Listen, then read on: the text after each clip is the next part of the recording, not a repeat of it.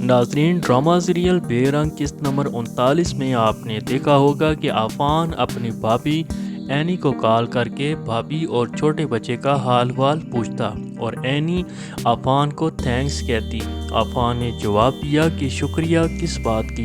Any نے کہا کہ تم نے مجھے ہمت دی، اپنے حق کے لیے اور لڑنے کے لیے سپورٹ کیا، لیکن ایک ریکویسٹ اور ہے، اب تم میرے معاملات میں دور رہنا، میں نہیں چاہتی کہ مزید میرے کردار میں کوئی انگلی اٹھائے۔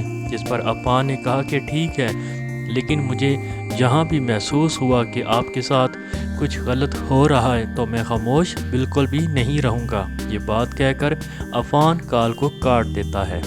دوسری طرف ایمل اپنی غلط حرکت کی وجہ سے اداس بیٹھی تھی۔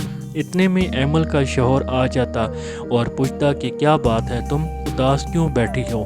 جس پر ایمل نے کہا کہ یہ مجھ سے کیا ہو گیا ہے، اینی کے تھپڑ مارنے کے بعد پتہ نہیں مجھے کیا ہو گیا تھا، اگر عمر کو کچھ ہو جاتا تو اینی نے مجھ سے عمر کو چھین لیا ہے۔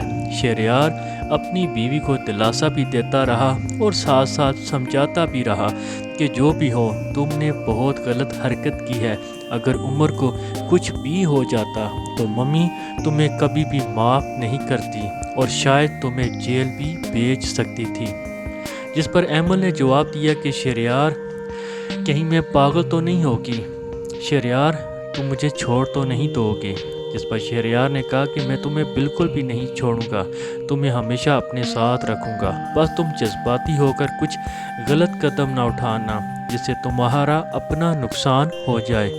دوسری طرف فاخرہ اور اس کی بیٹی فری بیٹھے کافی پی رہے تھے۔ اتنے میں ایمل آ جاتی اور شرمندگی سے اپنی ساسو سے معافی مانگتی رہی۔ جس پر ساس نے کہا کہ تم نے بہت غلط حرکت کی ہے، جانتی ہو تم اگر عمر کو کچھ بھی ہو جاتا تو میں تمہارے خلاف کیس بھی کر سکتی تھی۔ ایمل نے کہا کہ اینی نے مجھے سب کے سامنے تھپڑ مار کر اس کے بعد میں خود کو سنبھال نہ سکی۔ جس پر فاخرہ نے ان دونوں بہنوں کی آپس میں دراڑ ڈالنے کے لیے ایمل کے دماغ میں اینی کے لیے نفرت بھری چال چلنے لگ جاتی ہے کہ اینی کی اولاد ہے جبکہ تمہاری گود خالی ہے، اور اینی اسی بات کا فائدہ اٹھا کر اپنی من مرضی کر رہی ہے۔